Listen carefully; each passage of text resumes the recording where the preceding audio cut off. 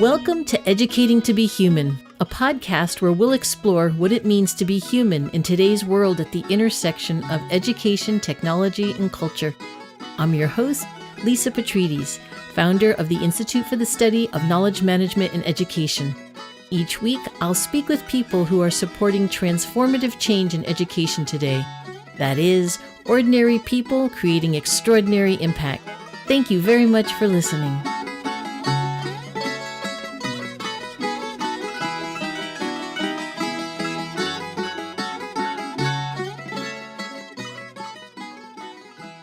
In this episode of Educating to be Human, I have the pleasure of speaking with Joel Westheimer.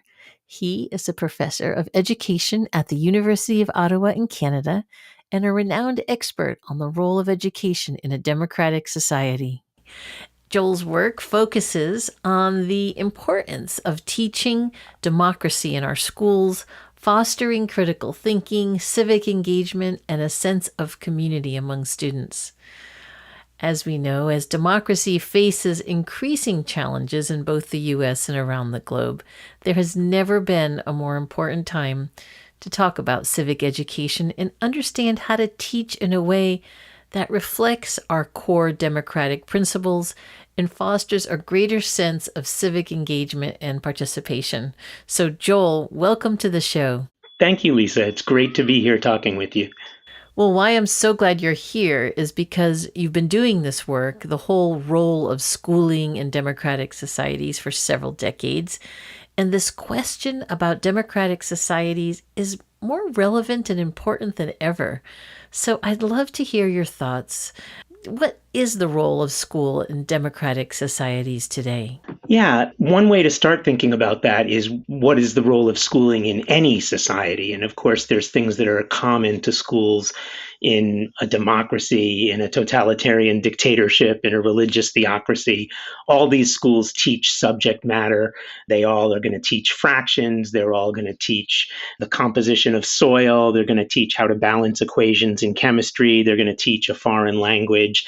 So there's lots of things that schools all around the world have in common and that they're going to teach, which for me raises a related question to the one you just asked, which is what, if anything, should be different in schools in democratic societies than in schools in other kinds of societies than, say, in a dictatorship. And I think that there are things that should be different. And the reason is that we require different things of citizens in a democracy than we do of citizens in, let's say, a dictatorship. I'm just going to give that example, right? In a dictatorship, citizens are charged with following the rules. Someone brings the way we're going to live down from on high, and they declare that that's the way that people are going to function.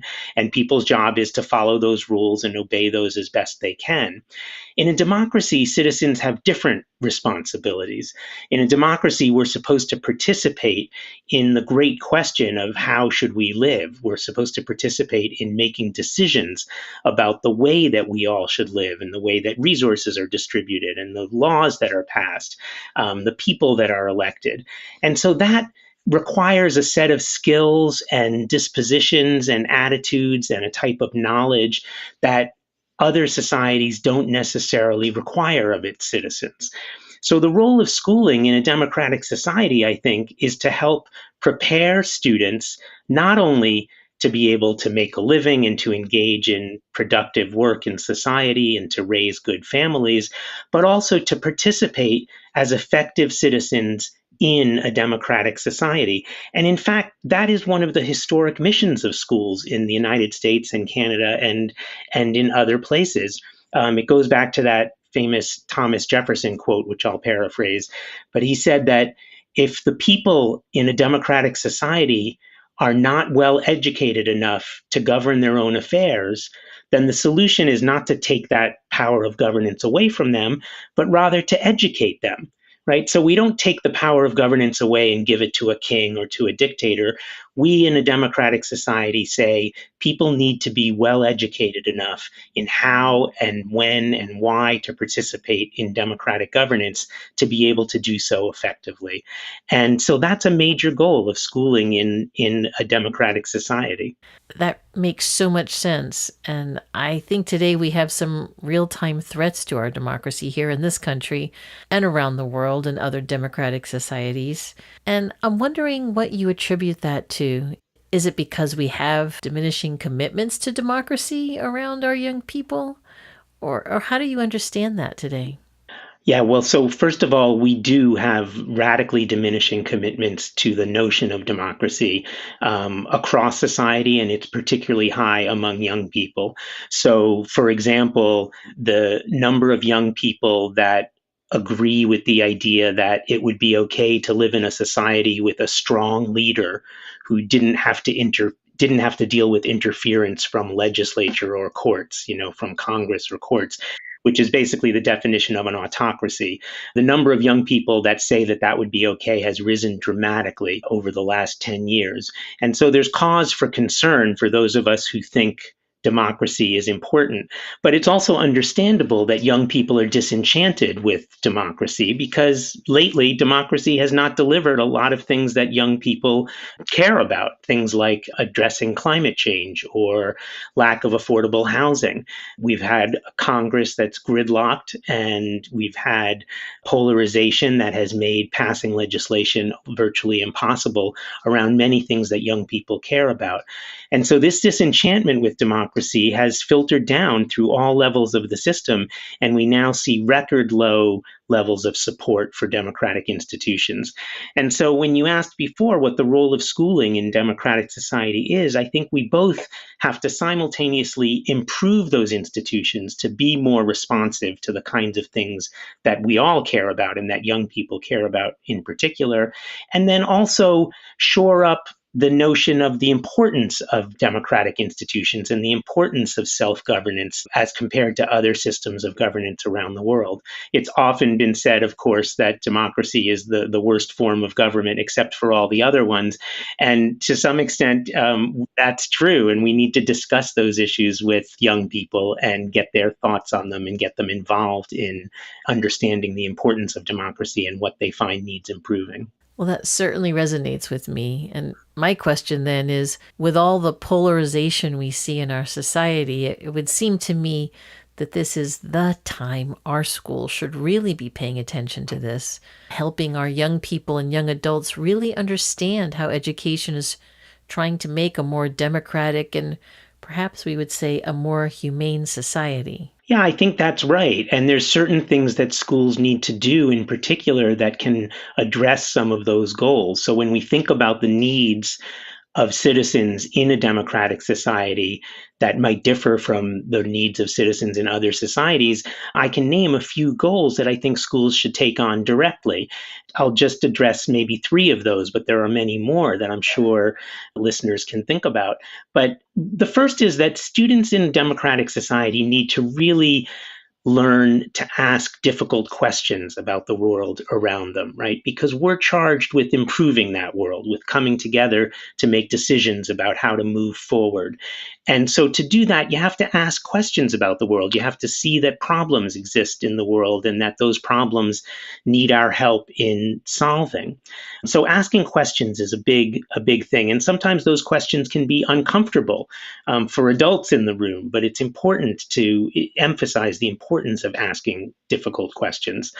The second is that students really need to be able to think critically about that world around them. So once you ask questions, the different possible solutions to those questions and the different perspectives on those questions are important to be able to deal with, which is the third thing as well, is to be able to deal with multiple perspectives. So we have to be able to think critically about the policies that we have, but we also have to understand that well-meaning, thoughtful adults differ on their ideas about how to solve certain problems, and that it's okay to have multiple perspectives, and that it's up to students and up to all of us to understand those different perspectives and make decisions about which ones we value more than others and which ones we want to support moving forward. That is really the very essence of democracy. Well, and it strikes me that today, more so than ever, we're moving away from schools as places where we're supposed to be teaching and learning critical thinking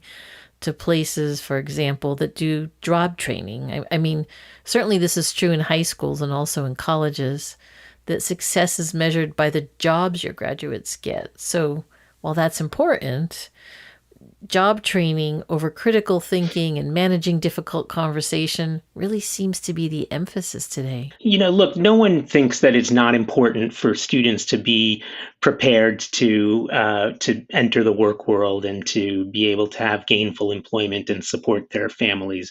That's the case for everyone. But what that requires and what else schools are for is really what we're talking about here. The idea of the mission of schooling in the United States and in other democratic societies around the world has changed dramatically over the last couple of decades. And as you say, this idea of schools as giant job training institutions has sort of reigned supreme over all the other purposes of schooling. So much so now that we barely have the language to talk about other goals of schooling. Students enter school thinking that it's about job training. Parents bring their kids to school feeling like it's about job training. And so we lose a lot of the broader and richer goals of schooling when we do that. I just recently saw a booklet cross my desk called Job Training Skills for Oh Kindergartners, dear. which Yes, which shows the kind of the depth of the madness that we've reached around this idea of schools as job training. But of course, schools have many other goals that we all care about, that parents care about, that the kids themselves care about, and that we care about as a society. Things like social and emotional development. Do our kids leave schools having the knowledge and skills and attitudes that they need to pursue their passions, to be excited about the world? Can they enter healthy relationships? Can they, know what kinds of things to pursue to make themselves happy? Do they know how to contribute to society in a way that will be rewarding for them and for the society at large? There's lots of goals of schooling around there's social goals and emotional goals and political goals, lots of goals that go beyond job training. And we always need to remember those broader goals, especially for schools in a democratic society. Yeah, and what's so interesting about that is that we hear so many times about surveys done in the business world saying that today's students, but both high school and college graduates, that they're not coming with the skills they need to be critical thinkers or to collaborate or to contribute in that way. Yeah, I mean, and that's what's so ironic about it is that, of course, we can't know what kinds of job requirements there's going to be 20 years from now or 10 years from now when kids are looking for jobs. And so it's the broad kinds of skills like critical thinking, like thinking, period, that at least for good jobs and the most rewarding jobs people need. But too often now businesses have done a sleight of hand. It used to be that people had a general education, but that the specific skills that a job requires were job training, and job training was a purview of businesses. When you got a job in a large corporation or a small business, you were paid to get training at the beginning of your job. You weren't expected to jump in and be able to do everything. You were trained for it, and you were trained for it while receiving a salary. Businesses have now pulled this sleight of hand where they've downloaded or have tried to download all that training onto public schools and schooling in general. And that's not really the purview of schools, both because it's sort of a fool's errand because we don't know what specific skills are going to be needed for every particular job that a student is going to go into later, but also because it pushes out of the way so many important goals for schooling that we all hold dear. And while we want kids to have the basic skills they need, nobody doesn't want that to be able to function in the workplace. We don't want that to dominate every aspect of schooling. Right, right. And I know so much of your work has been about how to shift this back to what we might think about the principles of democracy in schooling and civics education. I know that you've helped start programs and you've created guides to help those in education really think about how to integrate this kind of work into education. Can you give us some examples of that? Well, I'll tell you a little bit about research that colleagues and I have done that formed the basis of this kind of work. And then we can certainly talk about examples that are out there. But work I did way back originally with Joe Kahn, who's a professor at University of California, Riverside. And he and I, many years ago, were very interested in the kinds of programs that were out there that claimed to be teaching good citizenship, good democratic citizenship. And what we were interested in is, if you went out to the street and asked 100 people whether they think schools should teach good citizenship, most people, you'd get a lot of head nodding agreement. Most people would say, yes, of course, schools should teach good citizenship. But if you ask a follow-up question and you say, what exactly do you mean by good citizenship? What is a good citizen? And what exactly should schools do to teach that? That's when that easy consensus will start to fray. You'll get a lot of disagreement about what it means to be a good citizen. And that is precisely the question that Joe Kahn and I were interested in when we started doing this research, which is when programs and education-based programs, school-based programs in particular, say they're teaching good citizenship, what do they imagine the good citizen to be? What kind of citizens are they imagining leaving the schoolhouse doors when they graduate? And so what we did was we studied a series of programs. We started with 10, but then it became hundreds, and other people have taken a framework that we developed and studied thousands of programs, not just in the US, but worldwide. And we found certain categories remarkably consistent across all these programs. What we found was that, loosely speaking, a lot of these programs could be placed into three visions of what a good citizen is. Professors love to put things in boxes, so it doesn't mean that every program fits perfectly in one and only of these boxes, but it gives us a helpful way to talk about the different visions of these programs. And again, the question we were asking is, what kind of citizen do these programs imagine leaving after students go through the program? What does it mean to be a good citizen? And I'll tell you, if it's okay, I'll just tell you a little bit about the three visions that we found. Would that be all right? Yes, absolutely. Is this part of the Good Citizen framework? It is, exactly, and it's been used around the world, and it's been translated into like 18 different languages, and so it caught on, not because we created something new, but because I think that we gave words to something that people were already thinking about but didn't know how to talk about. And so it allowed people to have the conversations that I think they already knew in their minds they wanted to have. So I'll tell you just a little bit about these three visions of the good citizen. What we called them was the personally responsible citizen, the participatory citizen, as in participation, and the social justice oriented citizen. And each of these visions were represented in some of the programs that we looked at and continue to look at, but they're very different visions of what a good citizen is. So I'll tell you a little bit about each one. The personally responsible citizen, those were programs that wanted kids to be personally responsible. They wanted kids to show up to school on time, to dress nicely, to help others, to be nice people, to maybe volunteer in their community, not to do drugs, not to litter, to pay their taxes, to get a good job. These are good people, the kind of people you'd want to live next to, the kind of people you'd want as neighbors. And a vast majority of school-based programs that say they're teaching good citizenship embrace this vision of the good citizen, being a good person, being personally responsible. But some programs also looked at a different kind of vision of a good citizen. The second one I mentioned is the participatory citizen. And those were programs that emphasize the idea that in a democratic society, it's important for students to participate in the community and participate in thinking about ways that we organize ourselves. So In the participatory program, students would learn about how government works. They would learn about how a bill becomes a law.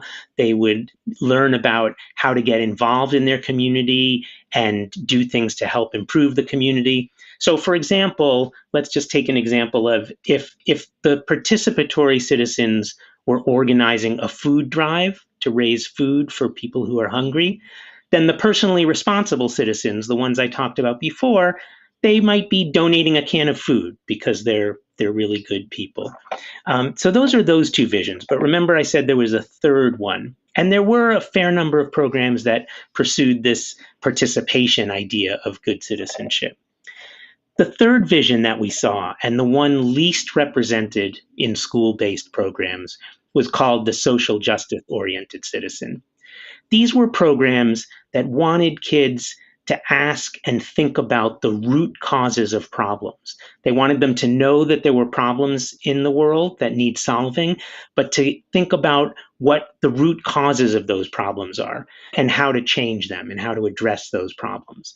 So these programs might ask kids to learn about social movements and social change, how social change happens in history, how the women's rights movement happened, how civil rights movement happened, what kind of organization did that require. But most importantly, they wanted students to think about the problems that need addressing in the world and what the causes of those problems are and how we might be able to move towards solutions to those problems. So if I use that example I was using before, if the participatory citizens are organizing a food drive and the personally responsible citizens are donating cans of food, the social justice-oriented citizens might be asking, how come in one of the richest countries in the world we have people who are hungry? And what can we do about that? Now, this vision of the good citizen, the one who gets to the root causes of problems, we found in some school-based programs, but it was the least well represented. And so one of the messages that we said is that if that kind of citizenship is important to you, to any of us, then we need to specifically develop school-based programs that address that aspect of good citizenship. So in other words, if we don't want students just being responsible, just being nice people, helping an old person across the street, we might want that. But if that's not the only thing we want, we also have to focus on this idea of participation and this idea of social justice, asking the root causes of problems and how to solve them. And sorry to talk for so long, but I'll just say one other thing about these three visions of the good citizen. You might notice that the personally responsible citizen might have something to do with good citizenship, being a good person, but it has nothing to do with democratic citizenship per se. In other words, there's not a leader of a country around the world in any type of country that doesn't want citizens to pay taxes or to show up to work on time or to give blood when blood is needed or to help an old person across the street, right? Every country wants that kind of citizen, and we do too. But we in a democratic society also need citizens who participate in community activities and civic affairs and who ask difficult questions and look for solutions to problems that they identify in their community. I'm wondering how we are seeing that play out in our schools. Specifically, like, are we seeing the community respond and say, yes, it is important to have more of that social justice perspective? It seems like perhaps we've swung in the other direction in some cases where the community's not responding and saying, yes, that's what we want.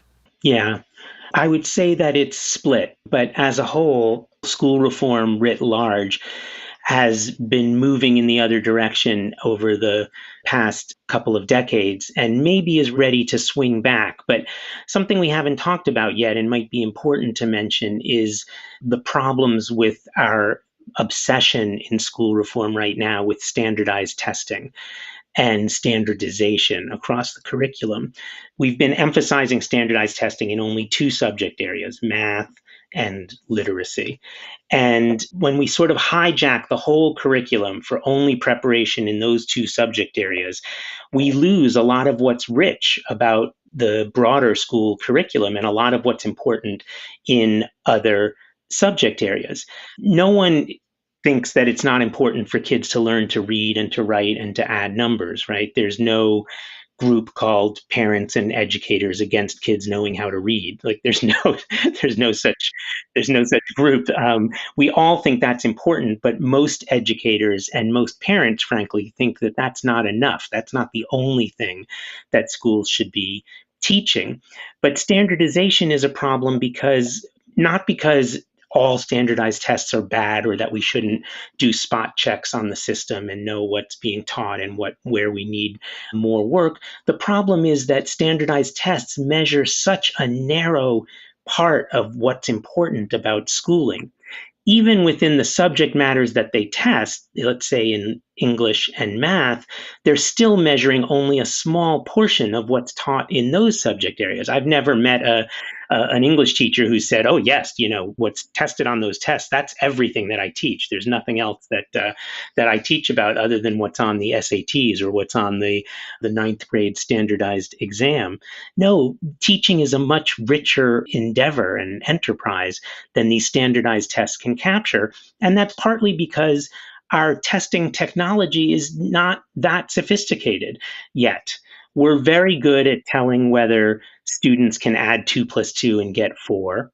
We're pretty good at understanding whether students can decode the words of a sentence and understand its meaning.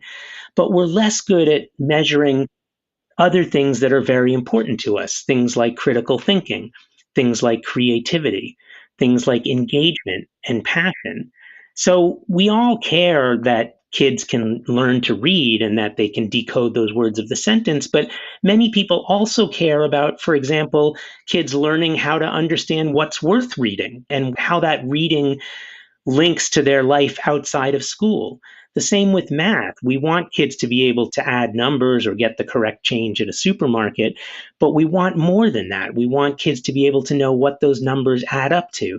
Again, how it links to their life outside of school and their engagement in the community after they leave the classroom. Well, it seems that there is a kind of a contradiction going on. We're hearing about schools that are getting challenged or shut down, that the parents are complaining that their kids aren't doing better on their standardized test scores, and they're comparing the school to other schools, or they're pulling kids out of community schools and placing them somewhere else, right? So we have this pressure from the parents who are saying, how are my kids performing on these tests? And on the other hand, we're seeing record numbers of students who, for example, are opting out of these kinds of standardized tests and assessments, who would be in complete agreement with what you said, where they're saying this isn't even assessing what it is I know and learn and what I might be able to take to my life, to the workforce, to my community after formal education. Absolutely. One of the problems with standardized tests is that they put a number on something that we're all then inextricably drawn to. It's not that these tests don't measure anything, they measure something. They just don't measure the full breadth of what's going on in schools. But once we have a number, and we have rankings. Parents might look at rankings that are published in a school newspaper and see, well, this school got a 9.7 and this other school got a 9.4. So, hey, I don't even have to visit the school. I know what school I'm going to send my kid to, the 9.7 school, because we're just drawn to those numbers as human beings. Once they're there, we're drawn to them. And the problem is that that measurement just doesn't mean everything or even most things that are going on about those schools.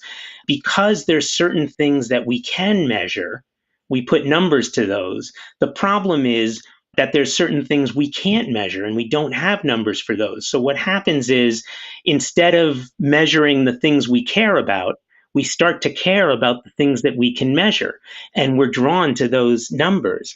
And that involves all of us, right? We all then become beholden to these numbers and we lose a lot of what's important in schooling.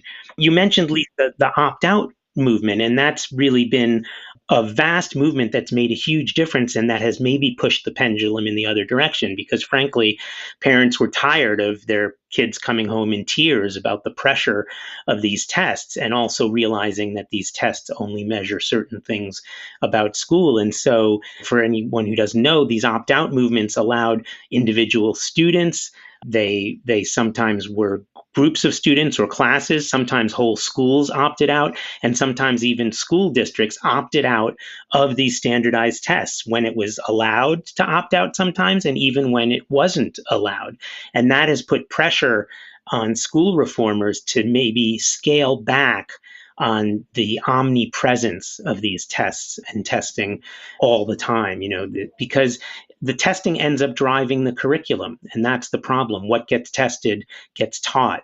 And we know from research that the curriculum gets narrowed, especially in the months before these tests are implemented, because schools are forced to teach to the test. You've talked about the three different visions that people have around what a good citizen is with the good citizen framework. And I'm wondering, can you give us some examples of the types of schools? Like, what are those schools that go all the way from being a good personal citizen to participatory to actually understanding the root cause and the social justice component of it? Do you have some good examples of schools who are really addressing that and trying to move forward in that way? Yeah, I'll give you an example of a school I spent a lot of time in, middle school. And this was a school in San Francisco. And they had a marvelous curriculum that really reflects some of the things that you and I are talking about. They had teachers meet and plan their curriculum across the different subject areas around a theme that the students helped choose. And that theme was around a social issue or a problem that needed solving. So, for example, one year this school took on the idea of hunger, the problem of hunger and homelessness in their community. And each of the four major subject areas, science, social studies, language arts, and math, sort of oriented the teaching and learning around this issue and problem of hunger and homelessness.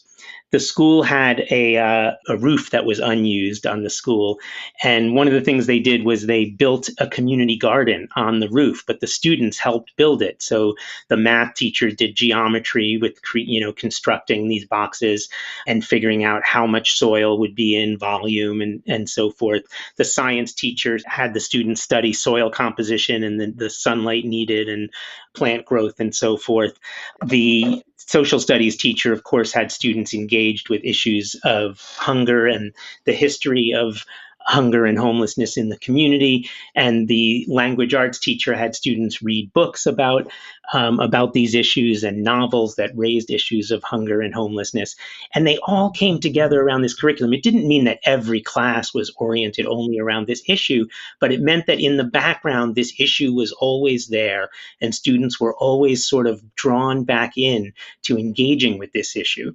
They ended up growing food on this roof. And someone knew the famous Bay Area chef Alice Waters, and she actually came to the school and cooked a meal with the vegetables that the students had grown, and that served as a fundraiser to raise money. The students then researched programs in the community and decided which ones to donate the money to. And so it was a very holistic curriculum where the subject areas were in the service of engagement in the community and engaging with a problem of immense social concern. And they ended up they didn't have to talk about democracy in those words. They ended up living it in the process that they were doing, in the kinds of civic engagement that they were experiencing and that they were managing in their very own curriculum. Now, that was a very particular school, but there are broader programs that try and bring that to a large number of schools as well. But that's one of my favorite examples of a school that embraced all three. Of course. And that sort of begs the question of how do you scale something like that? I'm guessing that not all schools are going to be in a position to take something like that on. Yet we want to encourage that kind of thinking and that kind of critical thinking and participation. What do you think about this idea of how you could take this as a sort of general idea and make it your own in terms of scaling this in other kinds of education communities?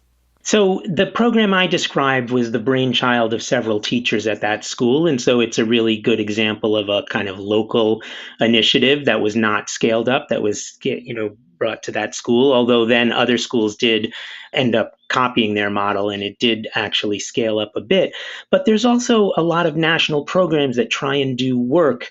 It's sometimes called action civics, sometimes called service learning, certain aspects of service learning. And there are programs that do that nationally and that provide curricular resources for schools and even developmental resources for schools that want to pursue that. So one example is a program called MICVA Challenge, and they have several different kinds of curriculum that they bring to schools. But one of their curriculum is called Issues to Action, and it's very similar to what I just described. This curriculum gives a kind of step-by-step process for youth activism that asks students to look at the community, identify issues of importance to the community and to the students, and then conduct research about those issues, look at different power relationships that those issues bring up, and develop strategies and take action to have an impact on those issues and to even impact policy around those issues and to tie that to their academic curriculum. That's one example. There are many, many others. There's a program called Generation Citizen, there's iCivics, there's the We the People curriculum. So there are efforts to scale up. But the one thing we should keep in mind, though, is that scaling up also has to come with some cautionary words, because I think that what makes some of the magic of these programs, the local magic, is the fact that they're local. They take on issues in that particular community and they build on the experiences and passions and interests of not just the students, but the teachers in a particular school. And so we can't have a cookie cutter scaled up curriculum, and most large scale programs don't try and do that. But the ones that do can fall flat from the richness that we see in some of these local initiatives, right? We don't want things to just be cookie cutter across the country where there's so many different contexts and so many different circumstances. So we want to be able to provide resources, to provide help with schools to develop these curriculum, but for there always to be a local aspect to it and a local passion. And that makes so much sense. I can't think of a community across our country that wouldn't have unique and local issues and passions and interests that this could be applied to. I really love that. This idea of scaling, often we think about it in a negative way, similar to how we think about standardized tests. But we're not just trying to have a cookie cutter approach and make everything the same, but how do you take that kind of thinking and expertise and apply it in your own context? That would be very, very powerful. Absolutely. It doesn't mean we can't have common goals, right? Both for civics curriculum and for curriculum. And of course, there's some common goals that we all share. The problem is when we try and standardize everything and make everything identical, because schools are not McDonald's, right? In McDonald's, we want a cheeseburger to be the same in every McDonald's that we go into. That's part of the reason we go into them if we go into a McDonald's. But schools are not McDonald's. We want schools brimming with the immediate local passion, ideas, and experiences that students and teachers bring to the learning experience. And that is certainly the life force behind schooling and education that I think we need today in terms of solving some seemingly intractable problems in our society, both in the country and globally as well. And my question is, are we gaining traction on these ideas? You talk about how the pendulum has swung in this way. Where do you put us now? I think that we've come a long way. So there are very sophisticated curriculum of the type that I'm talking about. And so the good news is that we know what works in civic education. We know what kinds of activities are engaging for students. We know what kind of curriculum leads to later engagement in life in communities and strengthens democratic institutions. So we have a lot of knowledge about what works. The bad news is that we have this huge push to what some people call a back to basics curriculum. And we still have the stranglehold of standardized testing that pushes the kinds of stuff we're talking about to the back burner or off the stove altogether. And when we have that kind of push for school being only about teaching the most rudimentary forms of knowledge. Again, nobody doesn't think that's important. It's just that it's not enough. It's not enough for a rich experience in schooling, and it's not enough for schooling in a democratic society. So we have these two opposing forces, I think, where we know more than ever about what works, but we have a lot of pushback about what should be taught in schools. And there are some people who raise concerns about this kind of work in schools because they think that schools should not be in the business of developing these kinds of attitudes and dispositions toward democratic life. They think schools should only be teaching how to add numbers and how to read. And that's an argument to be made, but it's a difficult one to make, I think, when we recognize the complexity of what students need to know if we're going to have an effective democracy once they graduate from school. I have one more question that came up as you were talking, which is how do we educate our teachers? So much of this work does rely on teacher education. I mean, obviously, there are a lot of systems at play in communities and districts and states into what our schooling looks like. I think your examples of standardized testing are an excellent example of that. But is there something else we can be doing on the teacher education side? Absolutely. And that's just such a good comment. I mean, a lot of this has to start in teacher education because a lot of teachers feel ill equipped to pursue the complex curriculum that you and I were talking about. These are not easy things to do in schools, and people need training on how to do it. And so we need pre service teacher education, the kind of teacher education that happens before people become teachers, and also in service teacher development, the kind that happens once people are teachers, but still are, of course, furthering their education. And we need specific teacher education that addresses these issues. How do you fulfill schooling's role in a democratic society? How do you engage students in thinking about the problems in society that need solving and how they can be a good part of that solution? A lot of that has to take place in teacher education. And so that's a very important lever for change. So, Joel, I think you have a new book or a second edition of something you were working on for quite some time now that's come out. Yes, I'm very excited about it. It's my book, What Kind of Citizen? Educating Our Children for the Common Good. It's from Teachers College Press. It is hot off the press, the second edition, and it just came out in 2024. Can you tell me why you decided to do a second edition of this book? Yeah, I've become so increasingly concerned with these diminishing commitments to democracy and the threats to our democracy that we see at every turn right now, not just in the United States, but in so many places around the world. And it just seems an especially important time to think about the role of schools in strengthening democracy around the world and strengthening our commitments to democratic institutions. And that's what I try and do in this second edition of the book. Great. Thank you. Well, this has been such a terrific conversation. Thank you so much. I really appreciate this lens that you've given us to be thinking about good citizenship, moving from how we're good people and good citizens to then how we're in community with each other, and then moving into this global challenge that we face today. I mean, between social media, the news, and everything we're able to see now from one side of the globe to the other, this has become so much more important.